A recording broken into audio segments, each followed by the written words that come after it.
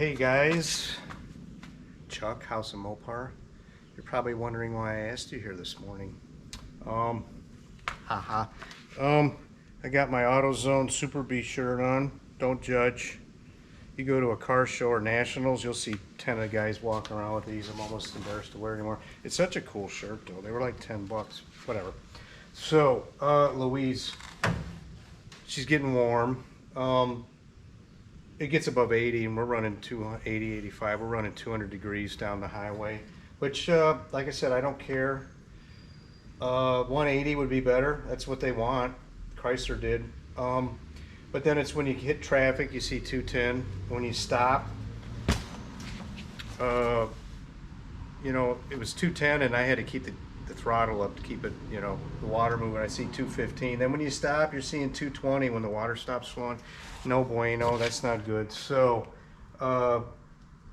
excellent Chrysler 3-core radiator, but it's just not enough for this engine anymore, like I said. So, can you see this box? This came yesterday. All right, it's a radiator. I got it from US Radiator. All right. Now, I'm doing this video now, this clip, but I'm not going to get to this for a while. Except this came in yesterday, and these were already open. UPS brought it. I didn't see any other damage, but I'm going to take a look at this guy and see if UPS jacked it up or not before I get to this. So anyway, it looks like I need a band cutter. So I'll get a band cutter and we'll take a look. All right, stand by. All right, this is how it came packed. US Radiator, you did an outstanding job so far.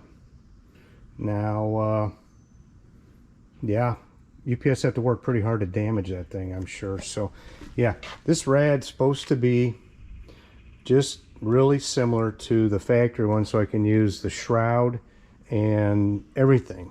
So, let me get her out of here. We'll get a good look at it and go from there. There she is. So, US Radiator. This thing ain't free, guys. I'm not even gonna tell you what I spent. You're gonna have to go look it up yourself. Yeah. So, this is the back side, the fan side, all right? This thing's got all the brackets. You know, it'll fit right in where the holes are. It appears that I probably will have to drill holes for the rad, the shroud. All right, so what I got here is a 4-core triple flow radiator. You know, I want this car to be all-weather day-night fighter, right? So I want to be able to drive it when it's 100 degrees and it holds 180, because I'm going to drive the wheels off this car, period. All right, and never have to worry. So my stock radiator, it's a 3-core. All right, I don't know, I wouldn't have been able to get a 4-core because the tank, the top of the tank just wasn't wide enough. All right, so this is a 3-core, I think 3/4 inch tubes. All right, so this is a 4-core. It looks like they've got 1/2 inch tubes in here. It's a triple flow. All right, so water comes in here, down, up, through here, down, and out. If that doesn't do it, I don't know what the hell is going to do it, but yeah, so can't wait to try it out and see how Miss Louise does. The hose, yeah, so far I'm impressed, and looks like it ought to do the deal. Now my rad it's rounded all the way across. This one's square. I don't know why, but I don't care. Well, this is the back side actually, so whatever. Yeah, that's it, fellas. Yeah, can't wait to try it out. All right, back in the box with you. Several days later. All right, today is the day. I'm gonna swap out the rad. Keep Louise cool. Just finished that CUDA video yesterday, okay guys? And That's got a performance engine in it, but it's got a 26-inch 3-core radiator, you know, max cooling. That was an AC car. This was the best you got back in the day, and it's a 3-core, but it's a 22-inch. Used to cool cars up until, I don't know, in 67 till they went to the square top. I don't know when they did that. So anyway, yeah. First glance a minute ago, this is pointing right out there. It's an unfortunate, the overflow is pointing straight out. It's an unfortunate spot. And it's not the right direction. Don't worry about that. I got to clean this thing out to drain rad fluid. But here she is. You can see where this is. Things are designed a little bit different, but it would have been cool if they could have stuck that thing over there where it goes. Anyway. Okay, let's get to change a radiator out.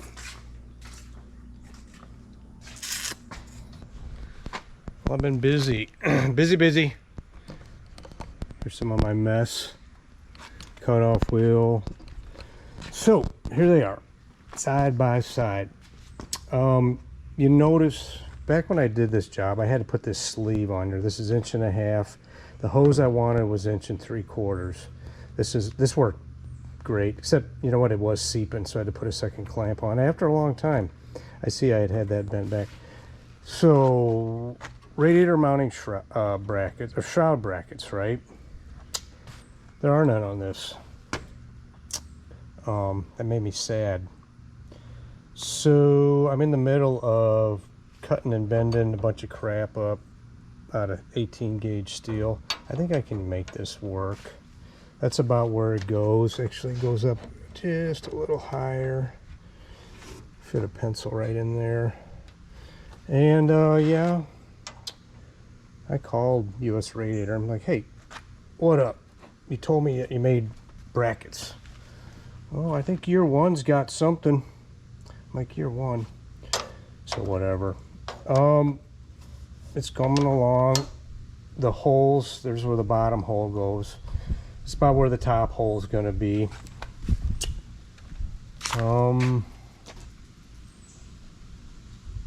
Which it'll end up just being a slot. But it's coming. It's coming. Anyway, yeah. Just Radiator's like, well, what can I do for you now? I'm like, you can't do anything. I think I said you can't do shit. So whatever. I didn't go off. I just vented my disappointment a little bit. So anyway, alrighty. I am going to make these work. Probably dimple them up a little bit so they'll go in there. Thank goodness that there's a captive nut on the shroud. And blast them and paint them, and nobody will ever know except us. You know, I think that ought to be strong enough to hold that sucker. All right, guys.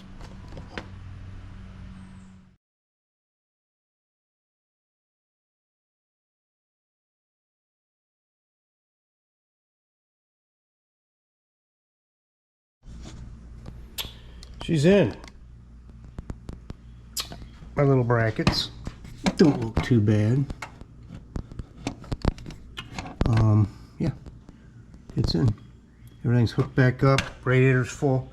Guys, I don't mind making brackets. In fact, that's kind of, or having to do something like that, but I don't like to find out at the last minute that, oh, hey, you gotta make a bracket. And I don't have any of that stuff here because I often can't leave the house to run into town just to get something. But anyway, that's the biggest drip I've got right there, guys. Yeah, I'm pretty proud of myself. Yeah, you know how this can go sometimes. Look at there. Yes, sir. I'm learning. I'm trainable.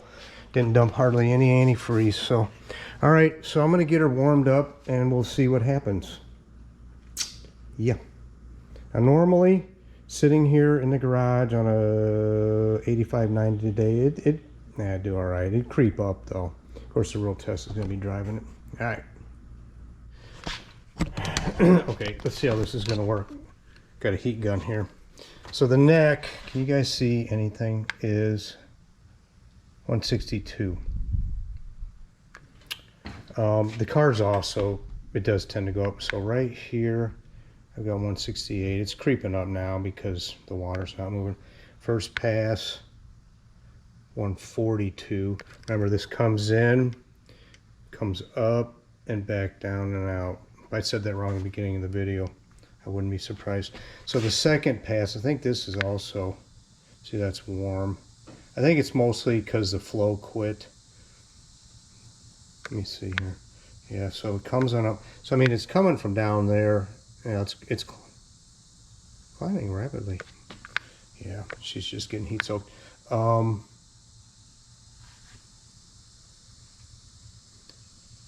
Depending upon where this thing lands, 130. What is it at now? It's almost a 40-degree drop just with it sitting here, 167 to 130. This was more like about 118 down here, I believe it was. Let me see if I can do this with the thing running. And yeah, some movement. Anyway, okay. Okay, let's try this again. Okay, here's the neck.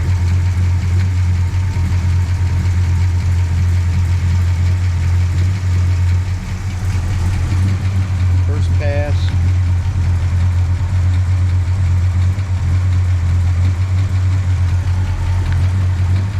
Second pass.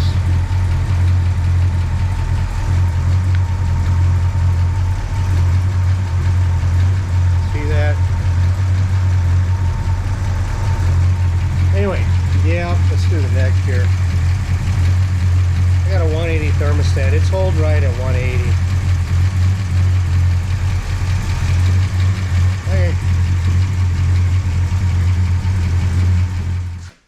Okay, I guess we'll call that a win. Yeah, for now. Of course, the proof's going to be driving it. And I'm going to drive that on this video. I got a thing to do tomorrow, about a 80-mile round trip. I'll take antifreeze with me, leave early. There's something else I wanted to do. My fuel gauge, when it starts coming off of the full mark, I've already burned 10 gallons. Something I hope to do on this clip is I want to jack it up, pull that sender out, and bend the rod up, I guess, right? Up, down, yeah, up. So anyway, I'd like to do that, and that Pertronix has got a rev limiter in it, and I can't get it set. So those are the three things I want to do. This was a big one. Of course, this took a lot of time, a lot of extra time. It's all right. Of course, the way I wired my distributor, I got to pull a bunch of wires off just to pull the cap where I set that rev limiter. So it is almost beer 30, and that means time for beer. And we'll continue on. Look at, I don't know if you guys can see this. Look at all of the damn bugs, bug puree that went through this thing. It's nuts. I never noticed. Maybe, yeah, whatever. All right, to be continued. The next day. All right, got Louise up in the air. I'm going to see what we can figure out about this fuel sender. I hope I don't get douched down with fuel when I pull it out. We're going to see. All right. Okay. Came out like a easy, which you'd expect. This is the ground strap. One end goes on here. You got a rubber line in between this and the hard line, and then this will go in the hard line. This one's wicked long. I think it's one I had. I hope I don't break it, but yeah, whatever. Yeah, the other one was rusted completely off. There wasn't even one of these ends was gone. Here's the ring and the gasket, right? So the trouble with getting these on is 3 tangs, right? It slides in and goes up, okay? Well, it doesn't fit like machinist quality fit. It moves in there, so you'll start banging this thing and then it'll go like that and one of these will pop out, which that's the bitch. Okay, so yeah, the sending unit, I did get a 3/8, you know, line. This, I guess I got, yeah, see, it comes off too easily. I'll have to really squeeze that on. It's just a sock, if you will. So my sender, I don't know if this is going to work, you guys. So what I'm going to do, what I envisioned that I was going to do was somehow do this like this, mark where it originally was and bend it. Okay, and then, you know, draw a line on down. Actually, it's got to go up. So I don't know. We'll see. I'm not going to keep at this, but if the thing is closer, that would be cool. So, all right. So yeah, I didn't dump any fuel out with my my setup here, but I also don't have enough room. So I'm going to jack up the ass end of this until, you know, as far as I can, because I'm going to have to use a chisel and a hammer to swing and get this in. Oh, and also I use plumber's grease. You know, grease and rubber doesn't react well because they're both made out of petroleum. I don't know what this is made out of, but I've used this for years on automotive stuff because I guess it doesn't deteriorate it. I mean, we use this on faucets and we drink the water, so whatever. So I'll put a little bit underneath it here so it'll slide. Yeah, all right. Hey, yeah, I was under there longer than I expected. I'll tell you why. So the old dog learned a new trick. First of all, I didn't need this stuff. I did put it underneath the locking ring just to help it slide a little better. Any grease would have worked, but there's no grease between the sender and the O-ring for that deal. So yeah, I start with my chisel, trying to knock that O-ring back in, and naturally right away it did it. Of course, I'm on my butt, gripping the axle, you know, that kind of crap. Then I got one of these out. And guess what? Yeah, it worked really well. So while I was under there, I'm going to do a once over. So I checked the diff fluid and the tranny fluid because they're both dripping. That's dripping, so that's moist. This thing definitely drips. I replaced all the O-rings and what I replaced is dripping. So whatever. I start really looking at, I've been underneath and checked tightness and whatnot all along, but I started really looking at the U-joint and the caps were a little loose. You know, I thought I was feeling a high frequency vibration going down the road, and I was. So anyway, now smart guy would have known right exactly where this was before he did it. I think I was between 1/2 and 3/4. So I probably have 19-gallon tank. I probably got 8 gallons left, I would think. Let's see what happens here. Ha, didn't do shit. That's all right. I gave it a shot. I didn't, like I said, I didn't have a whole lot of expectation for it.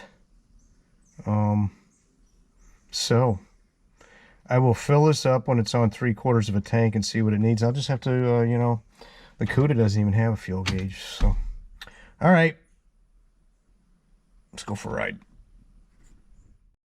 The next day.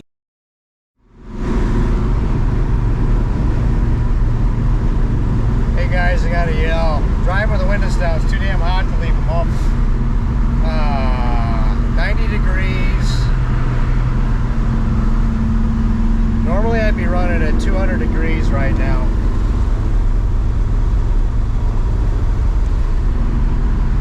It's where it's sitting. I mean, it stayed at 182, but it did creep up a little bit, but for the most part, it's staying right there. Anyway, looks like we got a win. Yeah, so see you in a minute. Yeah, so I'm back. Louise got washed. It rained. I discovered that my wipers worked good for 15 minutes and then not so much. I need to look at that. So, yeah, going down the highway at 70. I'm doing 2,900 RPM, and she holds 185. But when I come into traffic, stop and go, I see 200. So I can live with that for sure. I was running 200 and I come into traffic and I'd see 210 and 215 and I'm standing on the throttle to keep everything going, you know. Tomorrow, I won't bore you guys with this. I'm going to check my timing again, initial and total time, and see about that rev limiter. But anyway, yep, that one's a wrap. I have no idea why my the straps on that U-joint went bad or got loose. It does have lock washers and they were flat, so this time I put new locks on and a little bit of blue Loctite. So anyway, yeah, thanks guys, and I'll see you next time.